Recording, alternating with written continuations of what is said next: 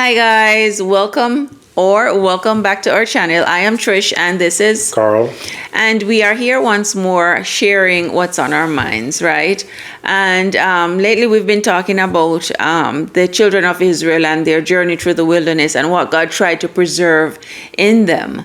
And before we go any further, let's have a quick word of prayer.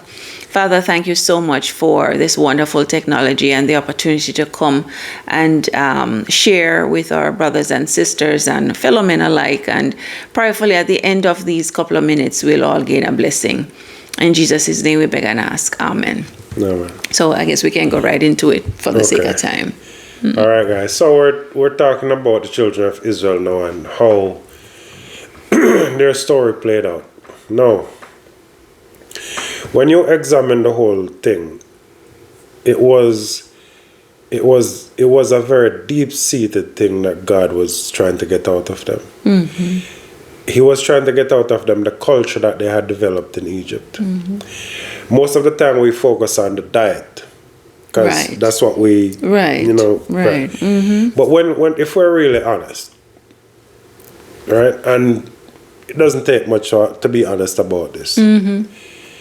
When we think about someone's culture, the first thing that comes to our mind is their food. True. Right? Mm-hmm. So, the children of Israel were slaves in Egypt and they were eating, most likely, things that they were not supposed to eat. Mm-hmm. Things that they were afforded, and they were slaves. They didn't have much choice. Probably stuff rejected by the Egyptians too. Mm-hmm. Things like that. They were slaves. They didn't have much choice. Mm-hmm. And two, they also saw the Egyptians eating these things. Mm-hmm. And lusted after it and started eating these unclean things too. Mm-hmm. So, fast forward now to the wilderness. God did not tell them not to eat flesh, but he gave them a list of clean things to eat. Mm-hmm. Mm-hmm. And when we look at the whole situation, they were eating flesh before they came to Egypt when Joseph was down there. Mm-hmm. Mm-hmm. And they were eating flesh after they went back to the promised land. Right. And they were eating flesh while they were in the wilderness. Mm-hmm. Because without, when it comes to the Passover lamb, because they celebrated Passover every year, they had to eat the Passover lamb while in the wilderness too, right? So, so my question was, if he really didn't want them to eat meat and go back to the Edenic diet at that point, why was it still included in the holidays? For them to eat meat. I know the meat was prepared. There were certain, special, but still it was flesh that they were still eating on these holidays. Right. So that's the point. Okay. They were still eating flesh while they were in the wilderness. Mm-hmm. Mm-hmm. Right. So we're gonna see how culture is the real enemy here. Mm-hmm. So food is a great part of the culture. Mm-hmm. Right? That's why it was mentioned more than anything else. Mm-hmm. You think so? I think so. Okay. Right? All right. So let's check this now. Mm-hmm. When they came to the wilderness, God gave them a list of good things they could eat. Right. Right? But let's see now what God was trying to do to them and bring out after them. Mm-hmm. So he only gave them manna. Mm-hmm. Now these people coming out of Egypt, they ate all manner of things, all variety, clean, unclean, vegetables here and there, far and wide. But most likely it was probably refused. Or when you're slaves, you don't really get the best of the best. There's no Whole Foods down here. Okay, so. So they came now to the point now where God only is giving them manna to eat. Mm-hmm. What God now is trying to do is develop a different taste within them. Mm-hmm. However, God was only successful with two of them. Can you imagine? Out of millions, only two. Right. And they were mixed. They were not just Israelites that came out with them. They were Egyptians too, and they were the ones who started the mumbling about the food. Because they Right. Yeah. And the issue was they were tired of the manna. They wanted cucumbers, fish, Melons. Food that they used to eat before. Yeah. Right. So they wanted a variety because they were pretty much tired of this thing. It's like you're used to having your variety of food and you get up one day and you're only eating one thing. Now, the good thing with that, because God is not in the business of punishment like that. Even though all they ate was the manna, they didn't get sick. Right. They were perfectly healthy. So they did not require a variety of foods as we do now to be healthy. To stay healthy. The manna had everything. Right. So, but the problem with them was their taste. They were tired of the manna. Now, the proof of this is in Numbers chapter 11. I was just going to ask you that. Did you remember to bring that out? It's in Numbers chapter 11, 4-6. It says, "And the mixed multitude that was among them fell a lusting. And the children of Israel also wept again and said, Who shall give us flesh to eat? We remember the fish which we did eat in Egypt freely, the cucumbers and the melons and the leeks and the onions and the garlic." Now here's the clincher, guys. "But now our souls are dried away." We're tired of this thing. There is nothing at all besides this manna before our eyes. I know. Right? And that went up to God as being ungrateful, though.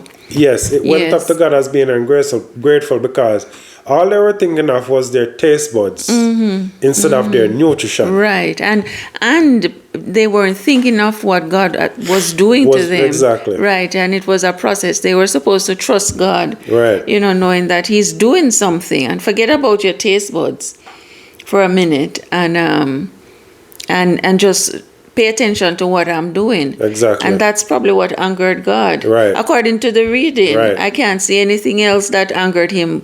But the combination of being disobedient, Right. not just to meat, but just being ungrateful and complaining, But for a while, we've been taught that it's just the diet. Right. But it's not very clear that it's just the diet, because the diet here is melon. There's nothing wrong with melon and cucumbers and leek and up. So it's food in general, not just flesh per se. Right, and they said it right there. We're tired of the manna. We want a variety of food. Right. So this is the thing. So pretty much, guys, what we're saying is that this flesh issue is still out in the jury. Right. It's still out there somewhat. Right. Yeah. So this is the thing now. Yeah. Excuse me.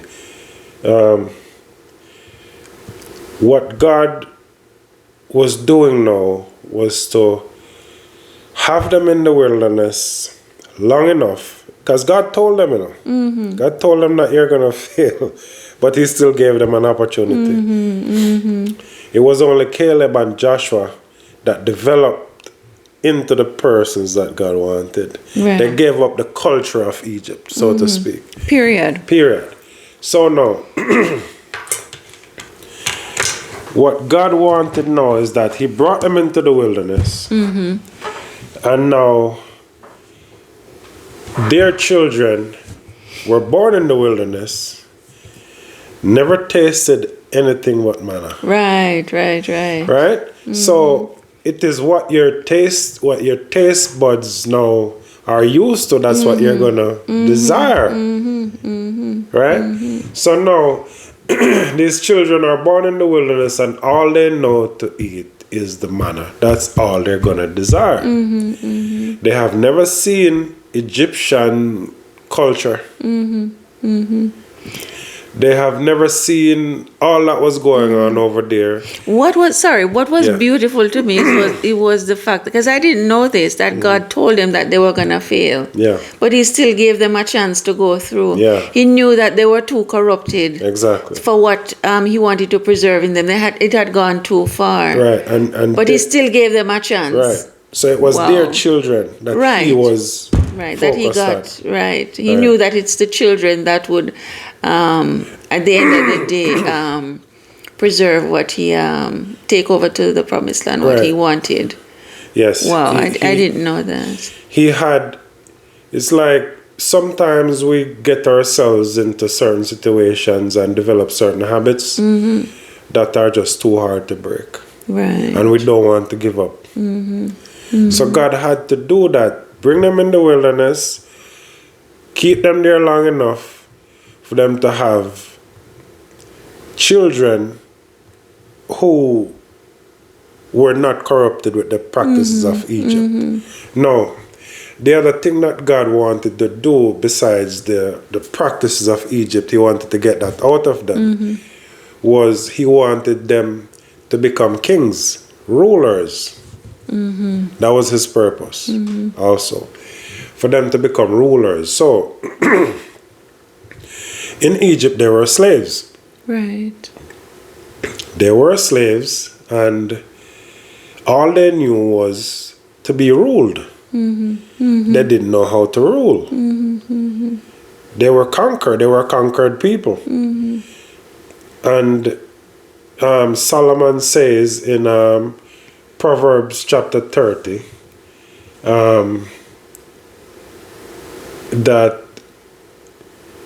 it's a bad thing when a slave becomes a king, Okay. because he's not qualified. He doesn't know how to rule. He just knows how to be ruled. Be ruled, right. It's like the slavery situation too. Some Right. of the slaves, when they got freedom, they didn't know how to accept the freedom. Exactly. So they preferred to go back to slavery. They don't know how to manage a business, how to handle anything really. So God wanted to instill in them these qualities where they know how to rule and they have confidence. So to us it's confidence, and it is confidence, but it is confidence in God that he wanted to instill in them. Right. Right? So remember now, these children that were born in the wilderness, all they knew and all they saw was how God was defeating all their enemies. They were, and these children were not slaves. They didn't have any clue about what being a slave was. Right? So now he has a set of people who are not corrupted with the practices of Egypt, and they only desire the food that God ordained for them to eat. That's how they knew. And now they have confidence in God. They can stand before anyone because now they know that God had defeated all their enemies before them. These people's, their confidence was way high. Right? So they were not afraid. Look at when, with the wall of Jericho and all these people were fighting giants. Right? The king of Bashan, Og, he was a giant. Okay, so what? Goliath was a giant. Okay, so what? Right? So God wanted to instill in them faith in him. And he wanted to breed in them also that they are the head and not the tail. Right. So the culture And he's their God. Right, the culture of Egypt had to come out of them. Yeah. So with us too, he's trying to put the same thing in us. Right? And it is interesting how he's going to accomplish this. And that's as much as I'm going to say. I guess next time you'll have to join us to see what's on our minds, guys. But prayerfully, we pricked some interesting points, and you can go further and study for yourself and so on and so forth. But prayerfully, we did what what's the word? What always happens to us sometimes when we listen to people. It causes you to go and study, Right. to find out stuff for yourself. You don't have to agree with what we're saying, but at least it will instill with you some sort of curiosity to go and study, see for yourself. and go and see for yourself. And God will work on you with your own conviction and persuasion. And let us know what you find. And Yes. we're always interested in other people's perspectives and point of view. And Yes. maybe you found something that, you know, it's new to us. And, you know, let's just share and Truth is our goal. Truth is what we love, and truth is our goal. No one is our enemy. Error That's is our right. enemy. That's right. That's right. So until the next video, guys, God bless. Please remember to subscribe, like, share, and hit the notification bell so you'll be notified when another video comes out with what's on our minds. All right. God bless. Bye. Bye.